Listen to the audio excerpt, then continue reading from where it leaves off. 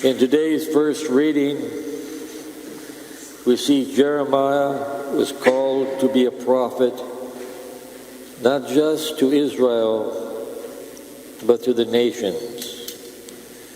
A prophet is one who speaks the truth, the wisdom of the God, but often in doing so, they are persecuted and even killed. Jeremiah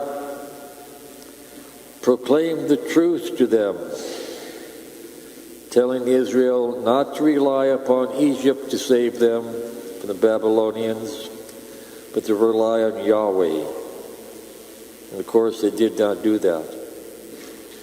But more important, Jeremiah proclaimed that there be a new covenant between Israel and Yahweh.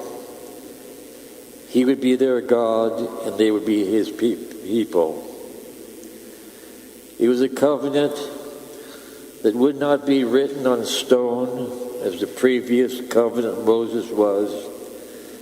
It would be written on their hearts, and everyone, from the least to the highest, would know about it. The gospel is the fulfillment of that prophecy.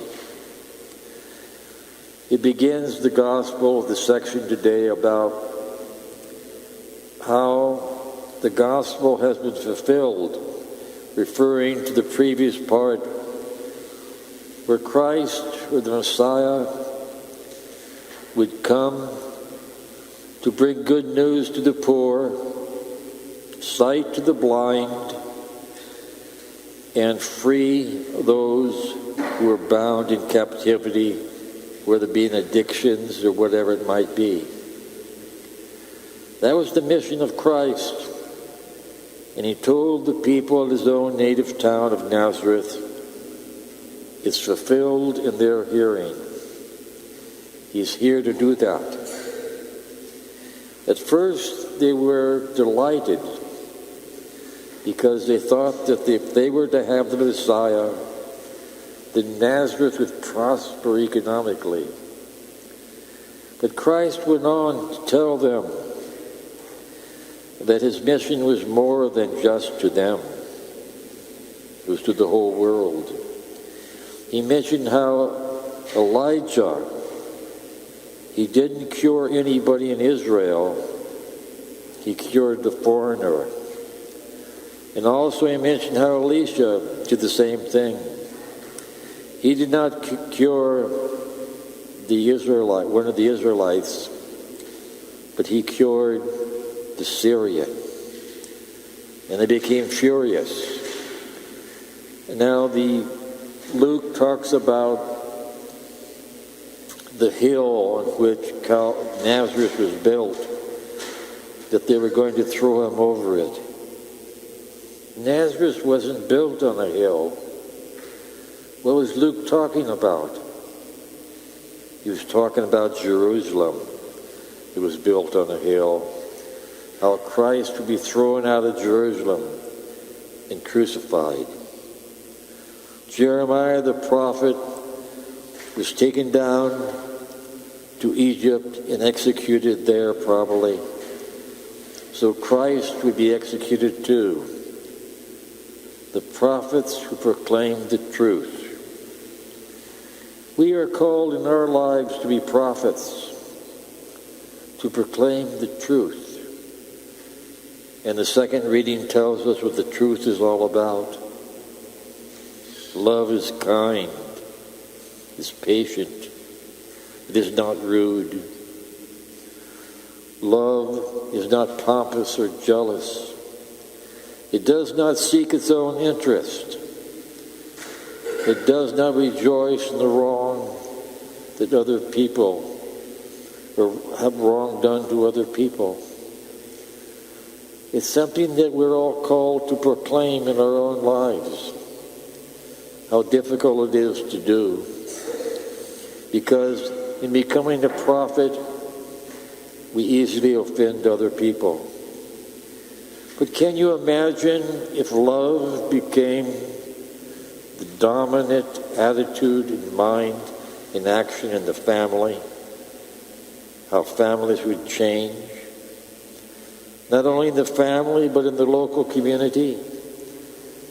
If love could be the primary force in Congress, when our politicians had to make a decision, not out of what the lobbyists want, not out of their self-interest, but for the interest of other people, to go beyond themselves.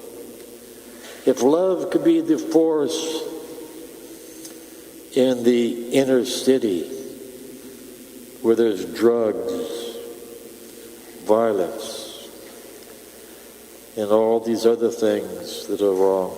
If love could be dominant in the world of business, where there's greed, corruption. If love could be the prominent force in the Middle East, how different a world it could be. But we start out with ourselves. If love could be the prominent force in our own lives, how different our lives would be. If we did not seek out our self-interest, if we did not rejoice in the wrong of other people, then if we opened our heart, if we were inclusive, if they became primary in our life, how different the world would be. Yes, we are called to be prophets, like Jeremiah. Before we were born in the womb of our mothers, God intended us to proclaim that love is the greatest of all the virtues, that love is the reason why we all were born, and we are called to exercise that. And of course, religion helps us to do that, a loving religion anyway. Politics deals with justice. It cannot force people to love. Laws can only keep people from doing what is wrong. It can proclaim justice. However, if the politicians themselves are inspired by love, they're more likely to do justice that's effective and good. So we are challenged to practice love in our lives. We are challenged to pray for our leaders, that they be influenced by love, the wisdom of God, to change this world of ours.